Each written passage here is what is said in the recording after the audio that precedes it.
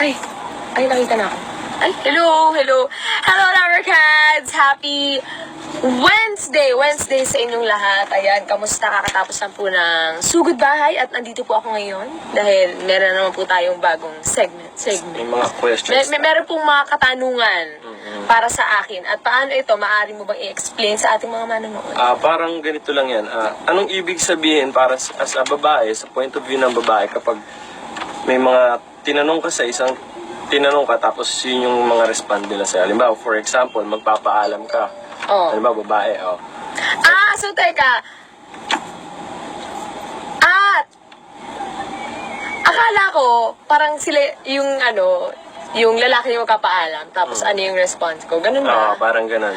Pero, ganun. hindi. Ikaw, sa'yo. As a babae, kapag nagpaalam ka, tapos sinabi sa'yo na, halimbawa, eto, yung una, halimbawa magpapaalam ka, nagpaalam ka. Alis kunwari. Tapos sinabi, bawal. Sa'yo, Teka, ang sasagot ba sa akin ay magulang ko ba o nobyo sabihin na nating boyfriend? Boyfriend. O, sige, sabihin natin love interest ang love ating interest, pagpapaalaman.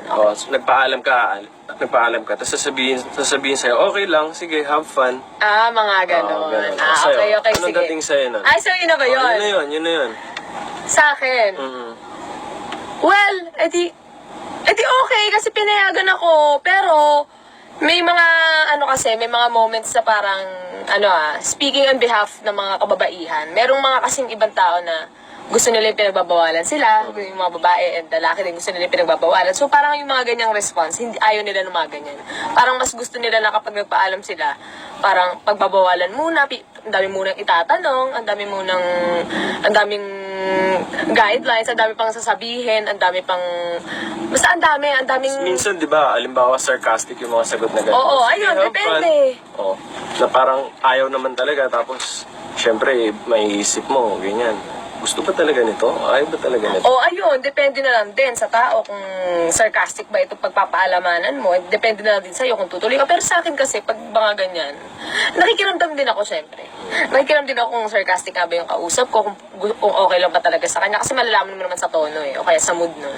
So kung quiet siya, okay, sige. Pero kung alam kong medyo ayaw niya, edi pag-iisipan ko kung tutuloy ako o hindi. Pero nadadala naman sa usapan niya. Ito naman, next. Love interest pa din. Parang, halimbawa, meron kayong date or lakad or something. Tapos, sinabi mo na, sige, alis na tayo, ganyan. Tapos sasabihin sa'yo na, teka lang, parang, I have nothing to wear. Anong impression mo dun sa ganun? Parang siya ang magsasabi. Parang tinatamad ba siya? Or hindi. Wala talaga? Malay naman natin, wala talaga. Pero malalaman mo, tulad na sabi ko, malalaman mo naman niya kung nagdadahilan lang o kaya kung yung rason naman niya talaga yung totoo at kung wala siya masusuot. Date lang naman, di ba? Date lang.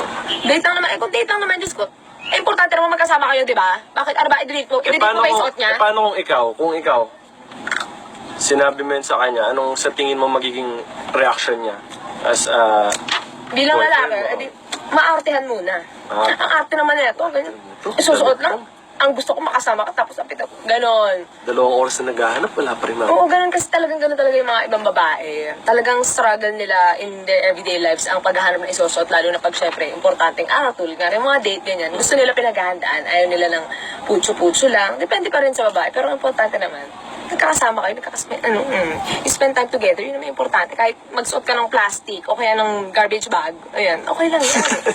Oo, kaya sa ako, basta importante magkasama kayo, yun yan, tandaan nyo. Ganun, ito. Ito medyo mabigat to. Kasi madami makaka-relate dito. Halimbawa, may nakita kang kausap siya na iba. Tapos sasabihin nyo, hindi ako nagsiselos, ganyan. Teka, sino ang may kausap na iba? Nahuli ko siya, may kausap na iba, ka-text, gano'n. Hindi. Ikaw may kausap na iba, tapos nahuli mo siya na nakita niya, tapos sabihin niya, hindi naman siya nagsiselos. Yung unang katanungan dyan, meron ba dapat ipagselos? Kasi kung wala naman talaga, hindi ba naman talaga dapat ipagselos? Mali mo, depende rin kasi yan sa lalaki. Siyempre, kung love interest mo yan, alam mo yan kung seloso o hindi. Well, hindi, may mga times kasi na kahit sabihin mong hindi seloso yung lalaki, 'di ba? O kapag nakita. Oo, malalaman mo naman kasi kung ano kung nagdadahilan lang niya na hindi siya nagsiselos pero deep inside, na-hurt siya, naiinggit, nagsiselos, gano'n. Actually, maraming lalaki yung gano'n. Gusto niyo ba yung ganun? Ha? Nakikita niyo nagsiselos yung mga lalaki. Minsan. Hindi, ba't minsan lang? Ewan ko kasi parang iba yung dating nun sa babae na parang, uy, nagsiselos. Parang may feeling na, ay, may ano pala to sa akin. Tsaka minsan depende rin sa mood, di ba? Halimbawa, sabihin mo, nagsiselos ka, tapos, ayaw mo talaga na nagsiselos ka, ganyan. So, parang, ang dating, naiinis ka, may irita ka dun sa tao. Pero cute kasi yung nagsiselos. Oo, basta wag lang susobrahan. Yung normal lang. Kasi kung sobrang selos na yan, Mga OA naman. oo, nag-ano yan, mauwi yan sa hiwalayan. Pero dapat yung mga, mga konti-konting selos lang every once in a while. Para, nakakit kasi may kilig din sa Kilig pa din. oo, may kilig na dating Yun sa... yung hanap mo dun sa selos talaga. Pero mas okay din minsan na huwag i-deny ng lalaki na nagsiselos. Mas okay na kahit minsan umamin siya na sabihin niya dun sa babae, sabihin niya sa akin na, nagsiselos ako dito, ganyan. Kasi iba yung dating sa amin, kasi medyo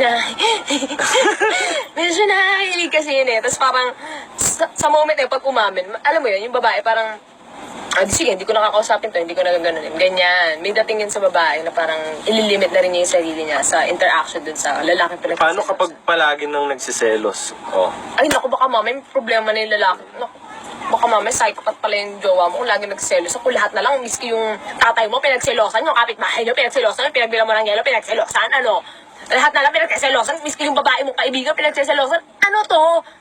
Hindi kasi may ganun talaga. Oo, may ganun. May mga ganun lalaki na, basta kung sino yung lagi mo kasama, kung sino yung lagi mo nakaspend ng time together, pinagsiselosan, ultimo babae, pinagsiselosan, best friend, pamilya, parang ayaw nila na gano'n, parang gusto nila equal yung attention na binibigay mo sa Pero syempre, priorities pa din.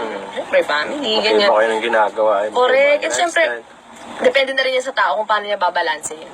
Basta, first Paano long as... i-handle yung relationship? Correct, diba? oo. Basta magpapasok sa relasyon. Tama Kung hindi yung mo mga kayang... ganyan. Tama. Di ba? Tama. Nakaka-relate ka ba, JP? Hindi.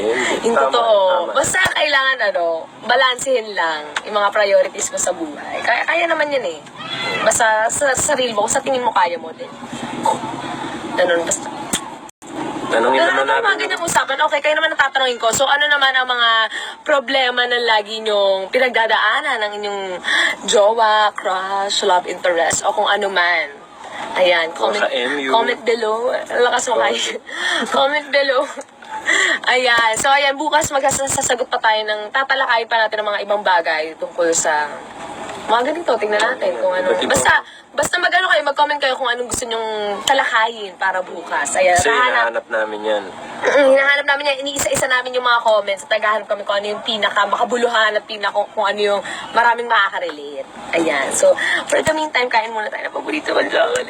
Susunod na yung Susunod na ang Hakot Pa More sa Eat Bulaga. abangan nila Ayan. yung Kaliserye. Abangan nyo rin yung Kaliserye mamaya after ng Hakot Pa More. Ayan. Ano na kayang mangyayari? Pupunta kaya sila Lola sa sa beach? Beach. Sa Baguio. White sand. So, siningit lang namin yun para pala.